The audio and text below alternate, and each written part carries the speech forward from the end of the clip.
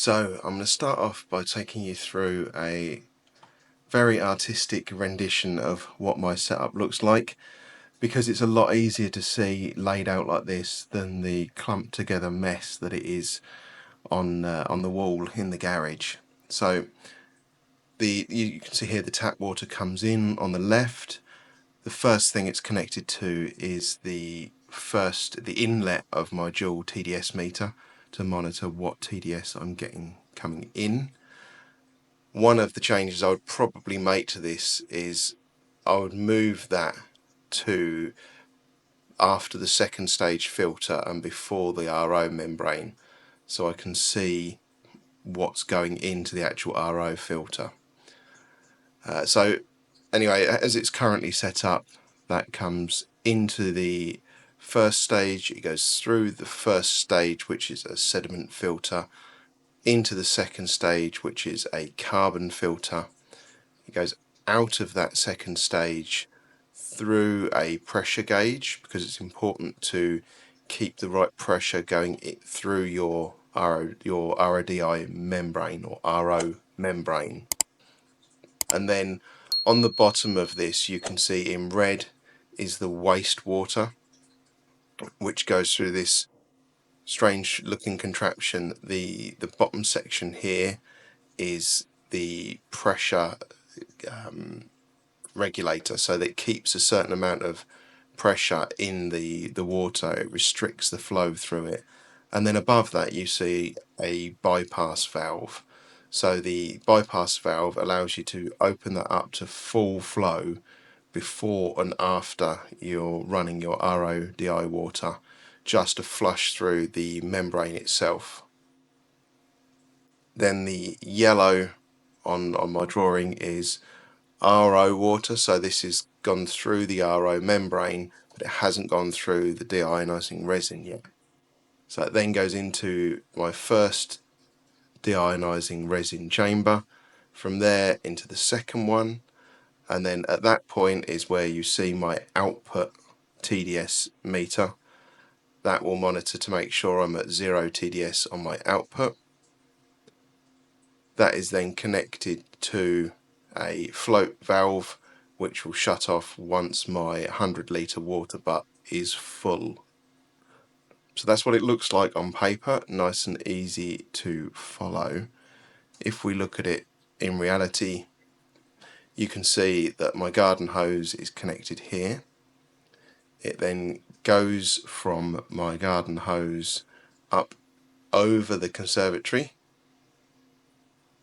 and then back down on the opposite side near the garage, where I have an adapter to convert it into the tubing that the RODI unit uses, and that in turn connects to a bulkhead connector on the side of my lean-to area here. This is just so I can shut the doors and they don't blow in the wind or anything while it's creating water. So from that bulkhead connector, it then goes through some lagging and up in through the air vent into the garage. From there it then comes in and I have a shut-off valve, and then from that valve we go into my first TDS meter through the first stage and then in through the second stage, coming out of there to the pressure gauge and then into the top of the RO membrane itself. The wastewater then goes up through that bypass valve and the restrictor that we looked at in the drawing, and then I have another shut-off valve for turning the bypass on and off. So with that closed, I'm making water. With it open, I'm flushing the membrane, and then from there I have a shut-off valve again to prevent freezing from creeping back in, and then on the outside that pipe goes down through the lagging again and is connected into the downpipe from my gutter on the garage, with another shut-off valve just in case I needed it. So then the RO water goes through that first stage of DI resin, out and then into the second stage. Coming out of the second stage, I have the second TDS sensor, and then another shut-off valve. You can't have too many shut-off valves, honest. It then comes through to this T-piece where I can shut off the feed to the actual tank where I'm storing it and open up the other gate, which allows me to flush through into a bucket down the bottom, and that just allows me to run through until I am actually at 0 TDS.